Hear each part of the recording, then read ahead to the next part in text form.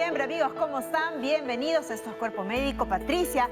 Hola Jennifer, ¿qué tal? Vamos a hablar de un tema muy importante, la depresión. Mucha gente por ahí pues siempre le resta importancia y dice, bueno, se siente un poco triste, deprimido, está con la depre incluso, pero vamos a hablar hoy día de las señales de alerta que nos van a permitir a nosotros saber en qué momento es indispensable acudir al especialista. Así arrancamos Cuerpo Médico el día de hoy.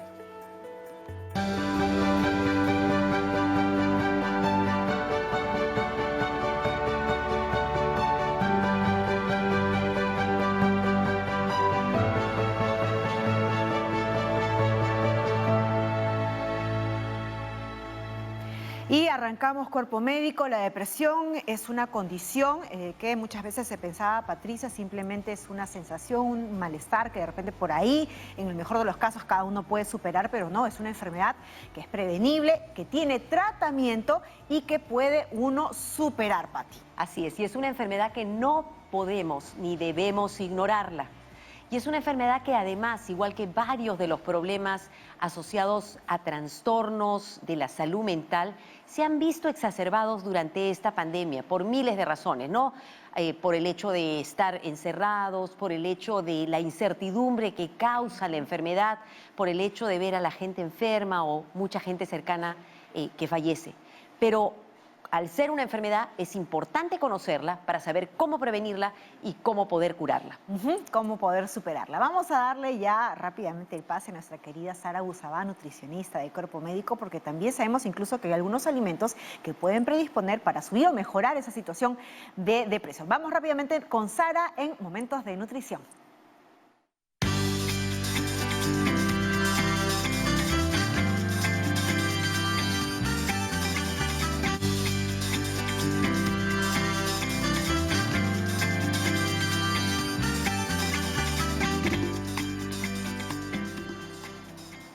Hola Patricia, Jennifer, ¿cómo se encuentran el día de hoy? Aquí nosotros, por supuesto, siempre atentos a la coyuntura, pero nunca perdiendo el ánimo ni la esperanza de seguir avanzando y adelante, sobre todo con estos temas que nos informan y nos empapan cada vez de herramientas para vivir mejor. Y tú mencionabas, Jennifer, que de pronto en la alimentación hay algunas cosas que pueden ayudarnos con el estado de ánimo. Pues ahí básicamente es tener en cuenta una dieta variada y balanceada, porque en su conjunto el cuerpo tendrá todas las herramientas para poder formar neurotransmisores que por supuesto tienen que ver con mantener bien el estado de ánimo. Sin embargo, el día de hoy les traigo un tema asociado, se trata del chocolate, que hay algunos estudiosos que incluso lo han nombrado como el antidepresivo natural. Sin embargo, me adelanto en decirles que a pesar de los beneficios que hoy les voy a contar, esto no significa que el chocolate puede reemplazar cualquier tratamiento o que el chocolate cure la depresión, pero sí tiene un efecto positivo que podría animarnos de cuando en vez. ¿Y por qué? Porque el chocolate, y ahora les voy a enseñar cómo reconocer un chocolate de verdad, el chocolate en su pasta de cacao, que es el constituyente principal, tiene una sustancia química llamada anandamina. Esta anandamina es una sustancia que el cerebro fabrica naturalmente, que también lo podemos encontrar en el cannabis y que la pasta de cacao también lo contiene. Y tiene este efecto, esta sensación de placer. De hecho, si yo les pregunto a ustedes en el estudio y a la gente que nos está viendo en este momento, ¿qué sienten cuando consumen chocolate? De hecho, no solamente este sabor agradable, sino que hay esta sensación de placer que es propio efecto de la anandamina que al llegar justamente al cerebro se queda un poquito más de tiempo que el cannabis, por ejemplo, ¿no? Obviamente esto no tiene nada que ver con el efecto de la droga que puede tener, sino con un efecto de placer que da esta sustancia química natural en la pasta de cacao que contiene el chocolate. Por otro lado, tiene una sustancia que se llama teobromina, que es como pariente de la cafeína y ayuda a mantenernos en un estado de alerta, mantenernos un poquito más concentrados. Y finalmente, tiene una gran cantidad de antioxidantes que ayuda a preservar nuestras células, incluso las del cerebro. Por este motivo es que el chocolate se considera beneficioso para aquellas personas que tienen ansiedad o depresión por estas sustancias que dan este corto efecto de placer o de tener un mejor ánimo en ese momento.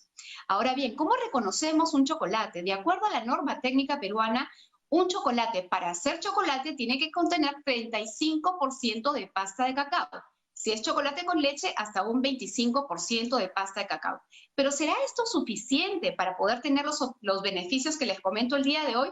Pues en realidad deberíamos buscar un chocolate que mínimamente tenga un 50% de pasta de cacao, mejor 60, mejor 70, mejor 80, y a medida que vamos subiendo el porcentaje, resulta ser mejor porque además concentra menos cantidad de azúcar y probablemente menos de otros ingredientes también, y es más cacao. Ojo, lean las etiquetas, que cuando compren un chocolate, el primer ingrediente sea pasta de cacao, que no es lo mismo que manteca de cacao u otros derivados que son del cacao, pero que es la pasta donde tenemos estos beneficios. Así que, chicas, si por ahí están antojadas de comerse un chocolatito, un cuadradito de 30 gramos es suficiente para ustedes, para mí y para la gente que no se escucha. No es necesario comerlo todos los días, pero un par de veces por semana puede ayudarnos a levantar el ánimo. Ya sabemos, entonces, gracias, Sarita, 30 gramos. 30 gramos para mantenernos alegres, y qué bueno que nos estás dando esos otros tips, ¿no? El poder mirar, muchas veces cuando consumimos cosas no nos dedicamos a mirar las etiquetas o si tienen octógonos, y tenemos que ser consumidores responsables y además informados. Entonces, cuanto más pasta de cacao, mejor. Ahí me gustaría acotar algo respecto de los octógonos y el chocolate particularmente, porque si este chocolate tiene, por ejemplo, un octógono que dice alto en grasa, inmediatamente hay que leer las etiquetas, porque probablemente sea grasa del mismo cacao. El cacao por sí mismo tiene un aceite natural que es conveniente, pero si dice que es alto en azúcar, entonces sabemos que tiene mucho azúcar y que hay que consumirlo con poca frecuencia, ¿no? Y lo mismo podría ocurrir, por ejemplo, con productos como las aceitunas, que son altas en grasas, pero de aceites saludables, igual hay que consumirlos con moderación. Perfecto, muchas gracias, Sarita, entonces, y gracias por traernos siempre justamente esos detalles que necesitamos saber, como lo dije hace un ratito, para poder ser consumidores, además de responsables, muy bien informados. Gracias. A ustedes, chicas. Muy bien, y bueno, ya nos quedó claro en todo caso, Patricia, que tenemos que buscar el porcentaje más alto de pasta de cacao en la barra de chocolate que vayamos a consumir o comprar. En definitiva, leer pues no todas las indicaciones, y en la medida de lo posible, no que solamente sean 30 gramos, podría ser 2 veces por semana en el mejor de los casos, así que tampoco es acabarse toda la barra. Vamos ahora sí a entrar de lleno con un informe muy interesante a propósito del tema que vamos a desarrollar el día de hoy, para que también usted vaya listando sus consultas. Hoy estamos hablando de la depresión, y veamos un informe y seguimos con el programa después.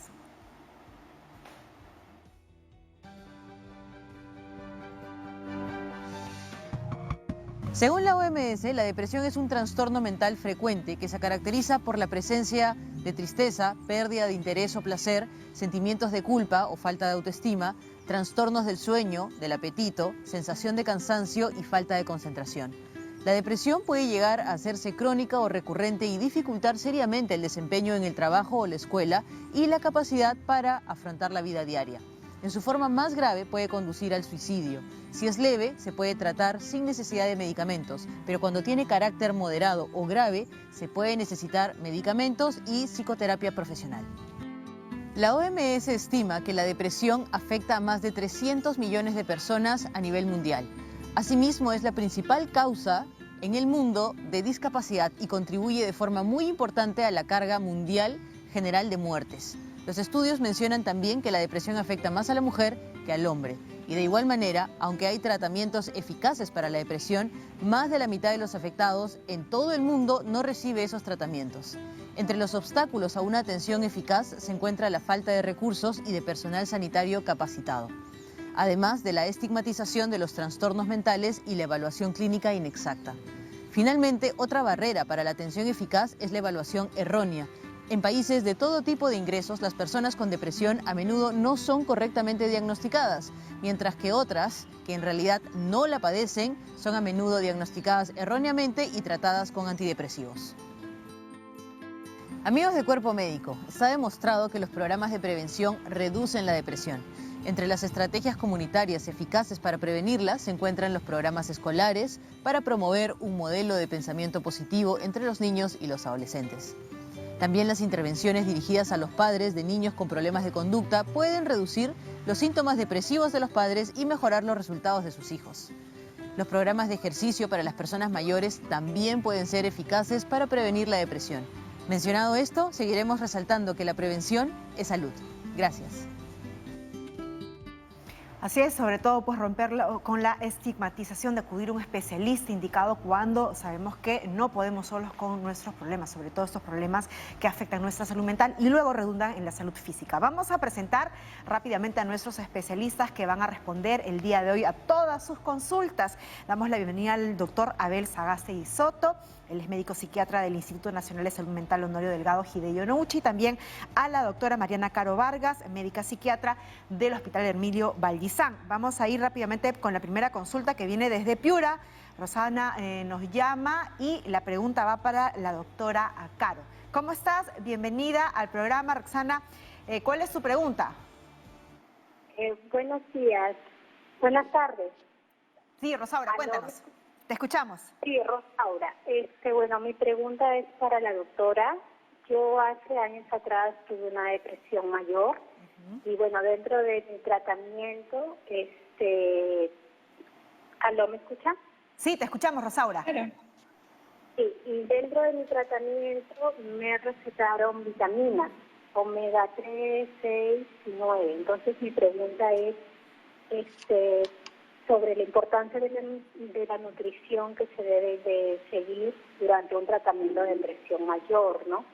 ¿Qué tipo de nutrición se debe seguir? Porque, bueno, a mí me resultó muy bien el tema de las vitaminas, sentí que es un gran complemento. Perfecto. Porque lo que el psiquiatra me indicó es que estas vitaminas yo las necesitaba porque estaba afectando pues esta enfermedad mía. Muy bien, entonces la pregunta va en relación al acompañamiento nutricional, además del tratamiento farmacológico, ¿verdad? Sí. Muy bien, gracias Rosaura por llamar. Doctora Caro, ¿qué orientación le damos a Rosaura? Buenas tardes, primero Patricia, Jennifer, Rosaura, gracias por la pregunta. La nutrición es muy importante para cuidarnos, para sentirnos mejor en general, no necesariamente para la depresión. Tú tomaste un tratamiento cuando tuviste depresión, probablemente este te haya ayudado a salir de eso y a sentirte mejor. La nutrición, si bien es muy útil, como lo ha dicho Sara, para tener las vitaminas y lo necesario para tener neurotransmisores y salir adelante, no es un tratamiento para la depresión. Es un coadyuvante de autocuidado en cualquier circunstancia. Tenemos que tener una buena nutrición, pero no específicamente para la depresión. Perfecto. Es decir, no es tratamiento de depresión. Perfecto. Tenemos una llamada que nos viene desde Surco. Pedro, ¿estás con nosotros? Sí, buenas tardes, ¿cómo estás? Buenas tardes, ¿cómo estás? ¿Cuál es tu consulta, Pedro? Mire, yo hace como aproximadamente 2 años me quedé sin trabajo y depresión, un poco de ansiedad e insomnio. Entonces fui al médico y me recetó, digamos, sertralina, tomaba semanas y a las de dormir con la cepay y risperidona un cuarto. Lo que yo quisiera saber es cuánto tiempo tengo que llevar, porque tengo más de un año, ¿no?, siguiendo con las pastillas y la verdad no sé si ya hacen efecto, no están haciendo efecto en ese momento ya, ¿no? Ok, solamente para aclarar un poquito porque la conexión no es muy buena, entonces tú has tenido un diagnóstico de ansiedad e insomnio, no escuché si habías tenido el diagnóstico de depresión también, hace 4 años te comenzaron tratamiento con una pastilla, Sertralina. pero quieres saber por cuánto tiempo la has seguido, ¿no has seguido yendo a tus consultas entonces? Sí, sigo yendo a las consultas, hace 3 años aproximadamente sigo yendo a las consultas y me siguen dando lo mismo. Entonces mi pregunta es, ¿hasta cuándo yo voy a seguir con ese medicamento? Yo siento que ya estoy mejor, que ya no necesito, pero el médico me dice, no, te sigues, que tienes que seguir tomando, Entonces esa era mi pregunta. Perfecto, muy bien. Bueno, bienvenido, doctor Abel Sagasti, a nuestro programa. ¿Cómo podemos ayudarlo a Pedro? Bien, buenas tardes. Buenas tardes. Es importante establecer que en general las enfermedades mentales son crónicas y tienden a ser recurrentes. Por eso es que se indican tratamientos a largo plazo y muchas veces de por vida. En el caso de depresión, la indicación es que si uno ha tenido el primer o segundo episodio de depresión, podría tomar la medicación durante un año continuo. Pero si durante un año continuo estando bien, ¿no? O sea, un año de estabilidad. Pero si ya tiene 3 o más episodios, el tratamiento debe ser de por vida. Asimismo, si tiene familiares que tienen enfermedades afectivas, por ejemplo, trastorno bipolar o depresión, no importa si es el primer episodio, ¿no? La probabilidad de que recaiga es muy alta, entonces el tratamiento también debe ser de por vida, ¿no? De por vida. Depende del caso. Yo creo que lo importante acá es que siga las indicaciones de su médico tratante, ¿no? Que confíe en él y converse con él por cuánto tiempo va a tomar la medicación. Excelente, doctor. Entonces, el gran mensaje es, existe, para eso tienes a tu médico tratante, conversa con él. Pero ya el doctor te está aclarando que la depresión es una enfermedad crónica. Entonces, muchas veces requieren no solamente el tratamiento por un año, sino a veces de por vida. Igual que con uno cuando tiene la presión alta, tiene que tomar la pastillita. Y si está controlado, no significa que la deja, significa que tiene que seguir tomándola. Pero lo importante es que hables con tu médico. Claro que sí, muchísima confianza, sobre todo quien es el que nos está, ¿no?, dosificando el tratamiento farmacológico. Vamos con una consulta que llega por redes sociales, vamos a leerla rápidamente y la consulta va para la doctora Caro. Mariela Caján pregunta, ¿los ataques de ansiedad tienen alguna relación con la depresión? Ahí está, qué buena pregunta. Doctora Caro. Muy bien, Mariela, buenas tardes. Los ataques de ansiedad y la ansiedad tienen mucha comorbilidad con la depresión, ¿no? Hasta 40-60% de las personas con depresión pueden tener síntomas ansiosos. Y en el tratamiento, para varios de las personas que están llamando, que han recibido, se van a dar cuenta que se utilizan antidepresivos para el tratamiento de la ansiedad. Entonces, tiene bastante relación, no necesariamente siempre se dan juntas, pero a la hora del diagnóstico va a ser importante determinar cuál de las dos está para poder orientar el manejo. Perfecto. Tenemos una llamada que nos viene de San Juan del Lurigancho, es Janet. Janet, ¿cuál es tu consulta? ¿Cómo estás? Buenas tardes, doctora. Buenas tardes, ¿qué tal? Buenas tardes. Quisiera hacer una consulta al doctor. Mira, mi hermana tiene 58 años ahora, pero anteriormente le habían diagnosticado depresión. Pero ahora ya ella tiene un Alzheimer precoz y no sé, mi pregunta es que si la depresión desencadena a un Alzheimer. Perfecto. Doctor Sagástegui, esta relación entre Alzheimer y depresión y tal vez demencia y depresión, que es lo que nos está preguntando en este momento. ¿Podríamos aclararlo para los televidentes?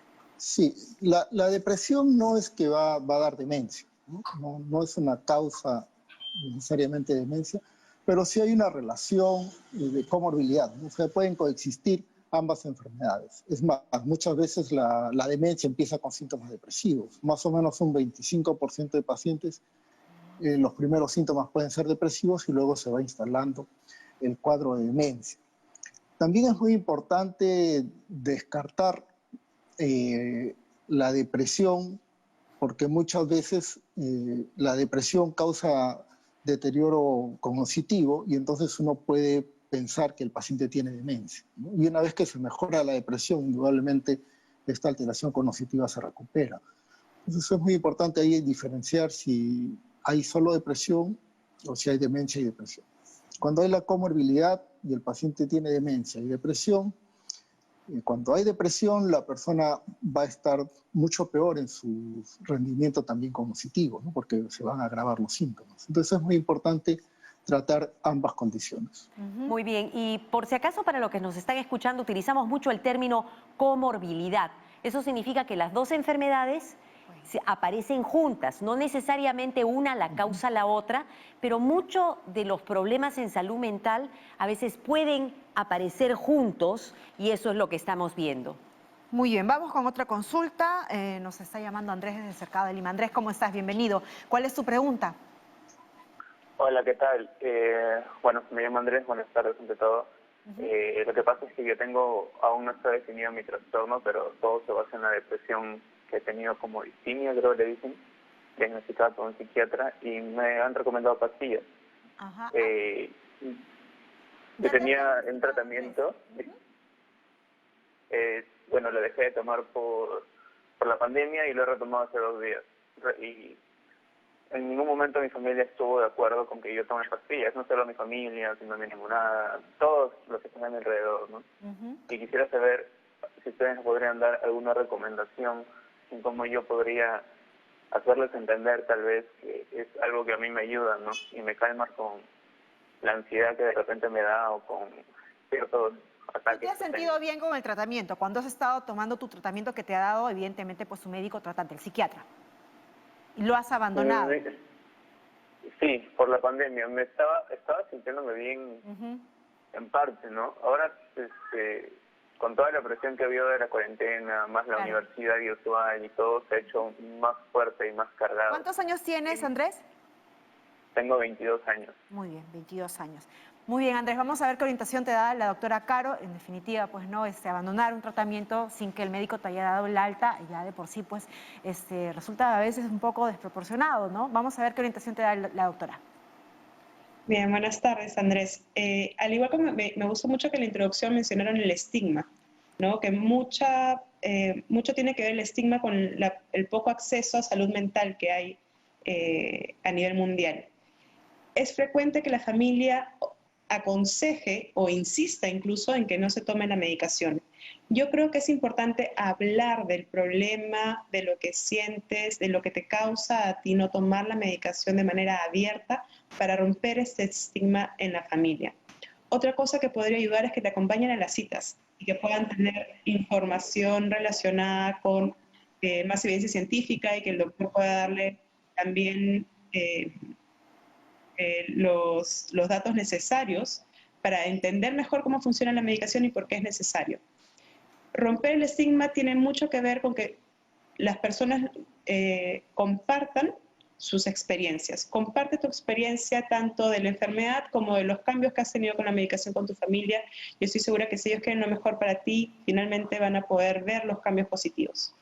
Sí, y una cosa que es bien importante es que muchas veces las personas creen que el tomar la pastilla va a hacer que uno se acostumbre a la medicación. O sea, y acostumbrarse a una medicación es malo. Pero lo que hay que pensar es que en la depresión lo que sucede es que faltan algunas sustancias dentro del cerebro, que le llamamos neurotransmisores, y al estar esas bajitas es que comienza a trastornarse.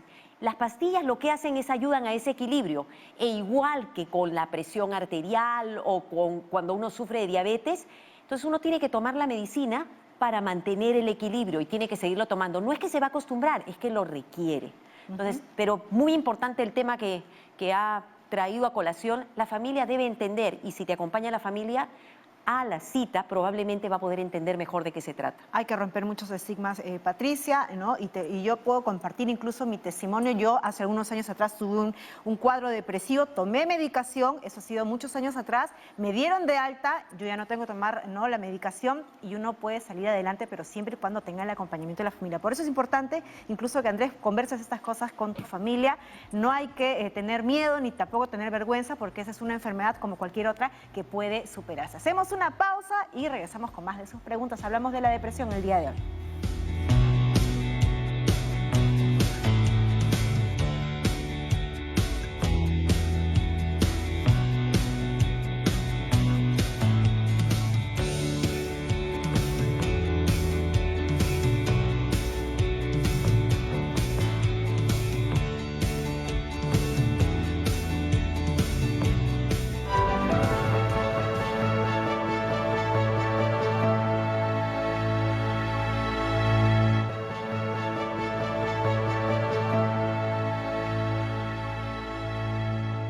Gracias por su preferencia. Esto es Cuerpo Médico y estamos hablando sobre la depresión. Vamos rápidamente con más consultas que llegan a través de las redes sociales. Vamos a leer rápidamente la pregunta. Ahí está. Vamos a dar lectura. Marlene García pregunta: ¿un caso de depresión no tratada adecuadamente puede llevar a un suicidio o algún problema psiquiátrico mucho más grave? ¿Se puede volver crónico? Esta pregunta va para el doctor Abel Sagástegui. Bien. Es importante señalar que los suicidios están relacionados muy estrechamente con depresión. El 70% de los suicidios son debidos a depresión. Y entonces, si nosotros tratamos a tiempo la depresión, vamos a lograr entonces disminuir las tasas de suicidio. Cuando una depresión no es tratada, pueden ocurrir tres cosas, ¿no? Sin tratamiento, una depresión va a mejorar entre los 6 meses a 1 año. Y algunos, digamos, más o menos un 40% de los pacientes no se va a recuperar y va a permanecer mal a lo largo de todo el tiempo. Un 30% va a tener una recuperación parcial, no va a volver a la normalidad, va a ser parcial, y un 30% se va a recuperar. Esa es la evolución natural de la enfermedad. Y es importante establecer que aproximadamente entre el 60-70% de los casos va a tener diversos episodios a lo largo de la vida. Pero una de las cosas más importantes es que si alguien piensa que lo que está sintiendo es más que una tristeza, puede ser una depresión, que acuda para que lo vea el médico, que acuda a los centros comunitarios, estos de salud mental, porque definitivamente es el médico el que va a definir qué tipo de manejo, si necesita manejo, para poder evitar justamente, entre otras cosas, ¿no?, que esto se vuelva crónico o que el desenlace sea un suicidio. Sí. Tenemos una llamada que viene desde el Cercado, es Jorge. Jorge, ¿estás con nosotros?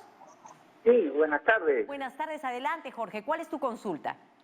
Sí, tengo mi madre que tiene 79 años y ella es paciente crónica sobre la depresión. Tuvo un problema de que dejó de tomar los medicamentos por un problema de duelo. Su médico psiquiatra que la trataba falleció, pero antes de que sucediera todo esto, ella tomaba Valpras también con sertralina, el Valpras de 500 miligramos. Entonces, haciéndole un examen neurológico de parte del psiquiatra antes de que falleciera, pues bueno, le cambiaron, fallece, ella deja de tomar los medicamentos y de ahí le recomiendan por los temblores que le daba. Ya. ¿Cuál es tu consulta, Jorge? La consulta es de que ahora le dieron carbamazepina de 200 miligramos. La pregunta es tan recomendable que también, porque es de la misma familia, el Valpras con la carbamazepina, es bueno que ella siga tomando porque en el Valpras le daba temblores en las manos. Ok, entonces vamos a ver qué nos recomienda la doctora Cano, pero quiero recomendar que lo que tratamos de hacer aquí en el programa es orientar, pero quien conoce realmente a tu mamá como paciente es el médico que la ve y esa es la persona que tiene que definirlo. Pero entiendo que tu preocupación es acerca de los efectos colaterales que pueden tener algunos de estos tratamientos contra la depresión y es tu preocupación. Doctora, ¿qué le podemos recomendar a Jorge? Bien, buenas tardes, Jorge. Entiendo que tu mamá recibió tratamiento de depresión ya de manera prolongada y que siempre estaba con Valprax, pero que al final tuvo algunos efectos adversos y tuvieron que cambiar la medicación. El Valprax es un coadyuvante del tratamiento por depresión y es un estabilizador del ánimo. Así lo llamamos en psiquiatría, ¿no? Es neurología, lo usan para la epilepsia, al igual que la carbamazepina. Estabiliza las neuronas y lo usamos la carbamazepina al igual que el valproato para estabilizar. Probablemente hayan hecho el cambio por estos efectos adversos que tenía el Valprax en tu mamá y sí es recomendable en el sentido de que cumple la misma función, que si bien puede tener otros efectos adversos que hay que estar monitorizando, sobre todo a nivel de metabolismo, del metabolismo, hay que estar pidiendo ciertos exámenes cada 3 meses o 6 meses, es una alternativa ahora que hay que hacer el cambio del Valprax. Estoy segura que tu médico ha tenido eso en consideración, el médico de tu mamá, y por eso ha hecho el cambio. Así que tranquilo, vamos a ver cómo responde con esta medicación y según eso se viera ajustando dosis y fármacos. Muy bien, vamos ahora con otra consulta, llega a través de redes sociales, esta pregunta va para el doctor Sagástegui. Miriam Cajas le pregunta, doctor, estando embarazada pasé por muchas preocupaciones que llegué a un estado depresivo. Actualmente mi hijo tiene 12 años, es sensible y callado. ¿Esto afectará en su desarrollo emocional? Buena pregunta, ¿no? Si es que de repente durante el periodo de gestación pudo algo afectar a esta criatura. Doctor. Bien, acá es importante entonces mencionar que la depresión tiene un riesgo genético, ¿no? O sea, no es que surja de la nada. Hay un riesgo genético, entonces si un familiar tiene depresión, la posibilidad de que sus descendientes lo tengan es mucho mayor que la población general. Entonces desde allí, digamos que el hijo podría heredar lo que los padres o los tíos tienen, porque no es como, las enfermedades mentales no son que se heredan, digamos, de padres a hijos necesariamente. A veces puede ser el abuelo, a veces puede ser un tío. Y en este caso, si el niño es muy callado, sería bueno que sea evaluado por un profesional de la salud mental a fin de determinar si hay alguna repercusión o tiene algún problema. Perfecto. Y justamente para hacer notar también el hecho de que la depresión no solamente sucede en los adultos, sino que los niños también pueden sufrir de depresión. Y si uno ve que hay algún cambio en la forma, en el comportamiento, etcétera, es bueno conversarlo con el profesional de salud, de tal manera que pueda tener una evaluación y se pueda diagnosticar temprano. Claro. Más aún, como lo dice el doctor, si es que hay algún tipo de historial de familiar con respecto a estos problemas. Y vamos a seguir, ahora tenemos una consulta por Facebook y nos dice lo siguiente.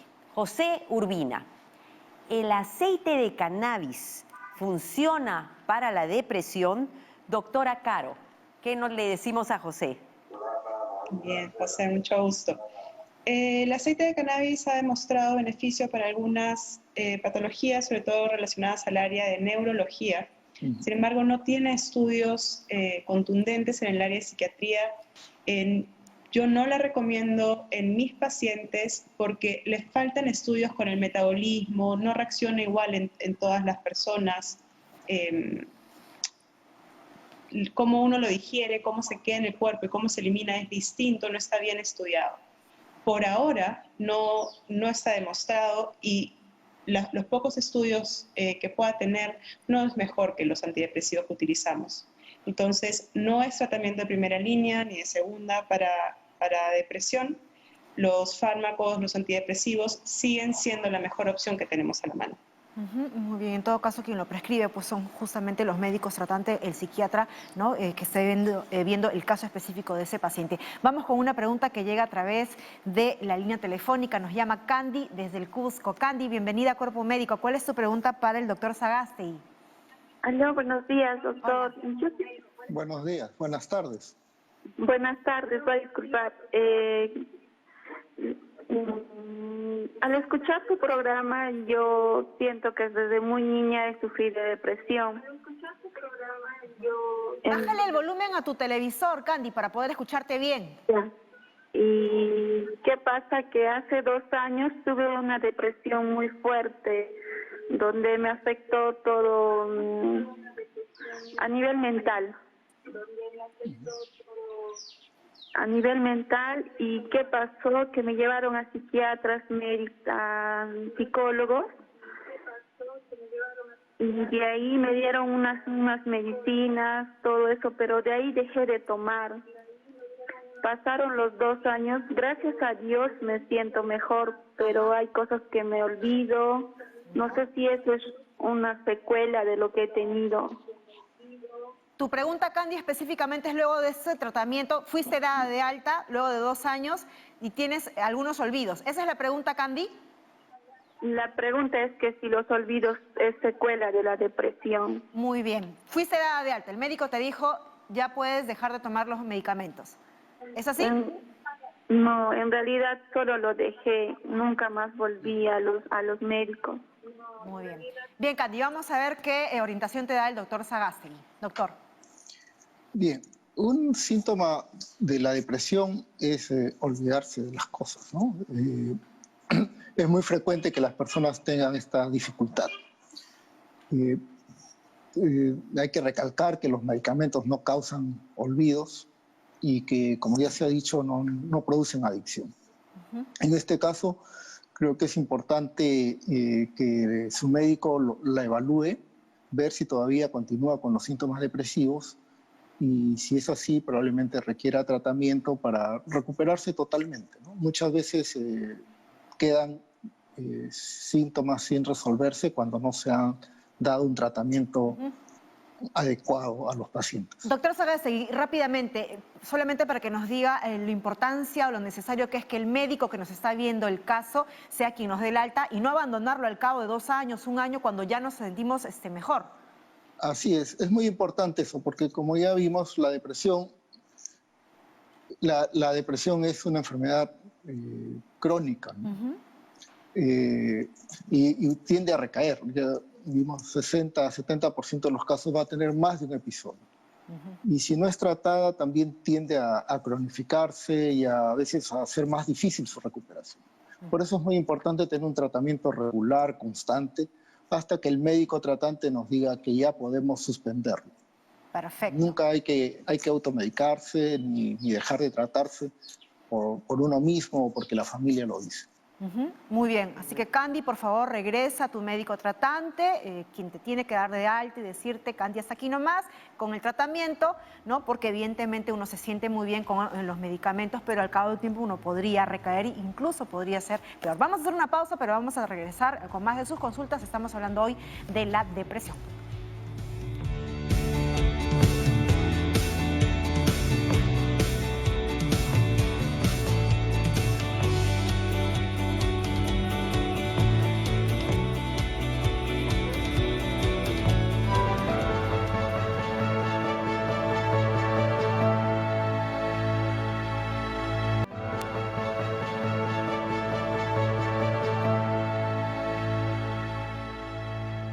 Bueno, y ahora estamos con nuestra sección de mitos y vamos a hablar de algunos de los mitos asociados a la depresión. Comencemos con el primero. La depresión no es algo real, es pereza o una forma de liberarse de responsabilidades. Y esto es falso. La depresión es una enfermedad y es una enfermedad crónica como podría ser el asma o como podría ser la presión, el sufrir de hipertensión. Lo que sucede con la depresión, como lo dije hace un momento, es que las personas pueden tener falta de algunos neurotransmisores, que son sustancias que hacen que se estabilice nuestro ánimo. Y eso significa que algo está fallando en el cerebro. Ahora, la depresión la puede tener cualquier persona, prácticamente de cualquier edad, de cualquier sexo y de cualquier nivel socioeconómico. Lo importante es poder diferenciar entre lo que es la tristeza y una sensación realmente de sentirse muy mal y no quererse mover. Eso es depresión y es una enfermedad y debe ser tratada por lo tanto. La siguiente, la depresión se mejora por sí sola. Y me adelanté, esto es falso. Si bien es cierto, puede haber un porcentaje relativamente pequeño de personas que van a mejorar la depresión, la gran mayoría de personas que entran en esta situación que es una enfermedad requieren manejo médico. El manejo médico en algunos casos puede hacerse con terapia y otras veces se requieren medicamentos, pero eso lo define el profesional de la salud. La ventaja de dar tratamiento es que se impide que la enfermedad se vuelva crónica, se pueden prevenir cosas tan tremendas como, por ejemplo, suicidio. Y lo importante nuevamente es no automedicarse, acudir al médico. Aquí en el país ya tenemos centros de salud mental y hacerle caso al médico. Muchas de estas enfermedades requieren tratamiento por mucho tiempo y ustedes, ninguna persona puede darse de alta. Eso lo tiene que definir el médico. Y finalmente, tenemos, si no se puede superar la depresión, usted es débil. Y esto es falso. Nuevamente, si por ejemplo se me sube la presión y me dicen que tengo hipertensión o me da un ataque cardíaco, yo no soy Superman para poder controlarlo. Eso es un problema de salud, es una enfermedad, igual que la depresión. Ya hemos dicho que se produce por este desbalance de sustancias químicas en el cerebro y por lo tanto requiere tratamiento. No tiene que ver nada con la debilidad. Es una enfermedad y requiere el manejo correspondiente. Eso es lo malo también, Patricia, que muchas veces no se puede distinguir muy bien el tema de la enfermedad de depresión, porque no es como una fractura, una hemorragia, que uno lo ve y dice, ah, eso es lo que pasa, es una enfermedad. Muchas veces tiene, ¿no?, muchos síntomas que la gente ha normalizado por tantos años. Por eso lo importante es no normalizar los malestares y acudir prontamente al especialista. Y no solamente normalizar, sino que a veces hay el estigma. Ese estigma de que, ay, quien se deprime es débil. No, cualquiera de nosotros, igual que podemos sufrir cualquier enfermedad, podríamos sufrir depresión. Requerimos tratamiento. Además hay que ser bien valientes para pedir incluso hasta ayuda. Marisol, bienvenida. Tenemos una llamada desde Chaclacayo. ¿Cuál es su pregunta? Buenas tardes. Muchas gracias por el programa. Tengo una hija de 23 años. Ella ha estado en tratamiento 1 año. De ahí lo dejó por el tema de que ella dice las pastillas le da como somnolencia, se siente mal. Entonces no quería tomarlo. Nuevamente fuimos al psiquiatra y se enojó, nos dijo que tenemos que tomarlo. Bueno, a raíz de la pandemia ella lo ha dejado de tomar porque ya se siente mejor y todo. Entonces acá en la familia también justamente hay problemas de que se va a hacer ¿cómo se llama?, dependiente de estos medicamentos. Entonces ella está tomando fluoxetina, sulpirida, valpromet. Estos son medicamentos como vitaminas. ¿Quieres saber cuál es qué significan estos medicamentos? Muy bien, vamos a trasladarle esta pregunta a la doctora Caro y desde ya, pues, no, así como nos has dicho, tu hija tiene que continuar con un tratamiento porque el médico tratante es el que le debe decir ya está de alta. Doctora, ¿qué orientación le damos a Marisol en relación a su hija? Bien, mucho gusto, Marisol. Hay algo que me gustaría hacer hincapié, que es el riesgo-beneficio, ¿no? Como todas las pastillas que hay en el mercado para todas las enfermedades, hay ciertos efectos con los antidepresivos, pero hay que evaluar si me conviene, qué es mejor, ¿no? De repente tener somnolencia algunas horas en la mañana o continuar con la depresión. ¿Es importante que siempre sea el mismo médico, psiquiatra que te evalúe, que te dé la continuidad? Sí, porque uno ve si es que esta medicación te hace bien o no y cuándo y cómo cambiarla, como un consejo en general. Sobre el tratamiento que recibe tu hija está recibiendo un tratamiento con sertralina, que es un antidepresivo, que es el tratamiento de primera línea para la depresión, y está recibiendo alguna medicación como el valproato, que si escuché bien es valproato, que es un estabilizador que ayuda con impulsos o ayuda a estabilizar el ánimo, a mantenerlo más constante.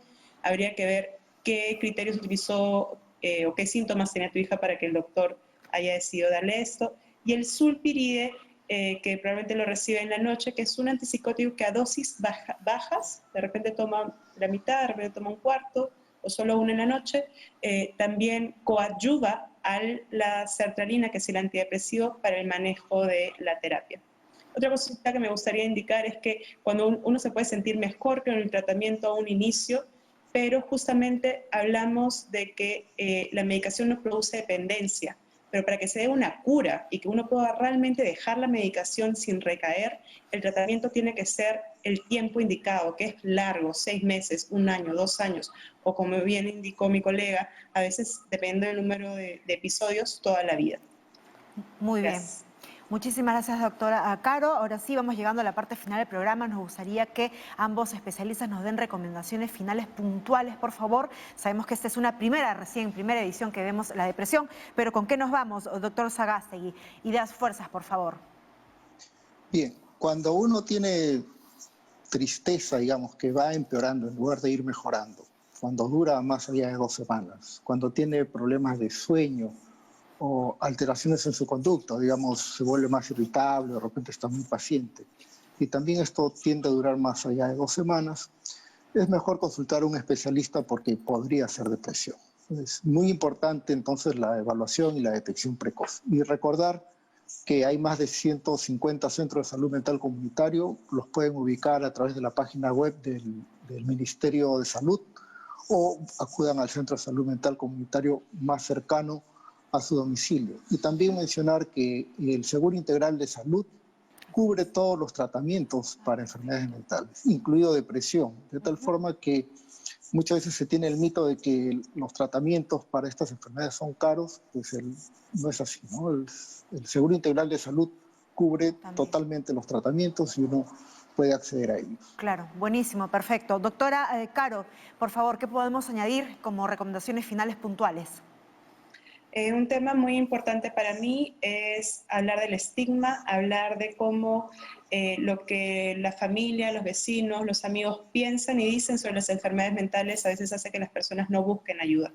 Y la depresión, como toda enfermedad, necesita un tratamiento, ya sea con fármacos, ya sea con psicoterapia o con ambos. El no recibir el tratamiento a tiempo puede causar alteraciones en la funcionalidad, en cómo uno maneja su trabajo, su casa, sus relaciones personales y finalmente cómo se desarrolla en su sociedad. Es importante seguir tratamiento para la salud y el mejor funcionamiento de cada persona para lograr nuestro máximo potencial. Gracias. Muy bien, muchísimas gracias. Agradecemos no solamente pues a la doctora Mariana Caro Vargas, médica psiquiatra del Hospital Herminio Valdizán, y al doctor Abel Sagasegui Soto, médico psiquiatra del Instituto Nacional de Salud Mental Honorio Delgado Hideo Noguchi, sino a todos los televidentes que nos han estado llamando y escribiendo. Se nos ha ido el programa rapidísimo, pero no se preocupe porque estamos realizando una segunda, tercera y hasta cuarta parte de este tema, temas en los cuales estamos abordando problemas de salud mental que no solamente son muy frecuentes en la sociedad, sino que al parecer por el tema de pandemia también se están incrementando. Muchas gracias a nuestros especialistas y seguramente por ahí vamos a volverlos a convocar para las otras partes del programa de hoy. Vamos a hacer una pausa y vamos a volver con la parte final del programa donde nos centramos también a hablar sobre el tema del COVID. Ya regresamos.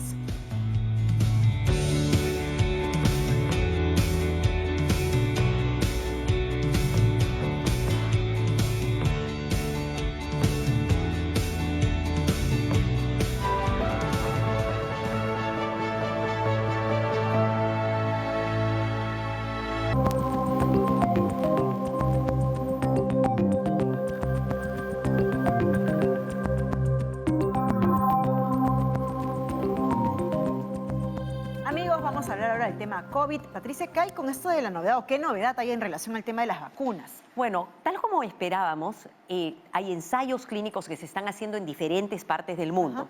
Y esos ensayos clínicos ya a partir de este mes nos van a ir dando algunos resultados y nos van a ir diciendo si las vacunas son seguras o si van funcionando. Y justo el día de ayer es que ha salido una noticia que una de estas vacunas, que es la vacuna de Pfizer, que es una vacuna que está hecha con una metodología especial, ¿no? Porque lo que tiene es un pedacito del ácido nucleico del virus, digamos. Entonces es una metodología especial. Esta vacuna, en un análisis que se llaman análisis interinos, o sea, todavía no se ha terminado, son análisis que se hacen dentro de los ensayos, se ha visto que aparentemente sería bastante efectiva. Podría tener una efectividad como del 90%, aparentemente, para prevenir infecciones, ¿ok? Sin embargo, aquí, y hay que ponerle aquí algunas comillas porque hay varios aspectos que todavía faltan. Primero, que esto no es final, es un análisis intermedio, ¿ok? Todavía eso lo han hecho viendo alrededor de, tienen como 43,000 voluntarios, son como 94 casos de infecciones y tienen que llegar a por lo menos a los 160 para tener el número estadístico que se necesita. La segunda cosa es que no tenemos datos de si han habido personas asintomáticas en el grupo, porque esos son todos los que han sido infectados y han tenido síntomas.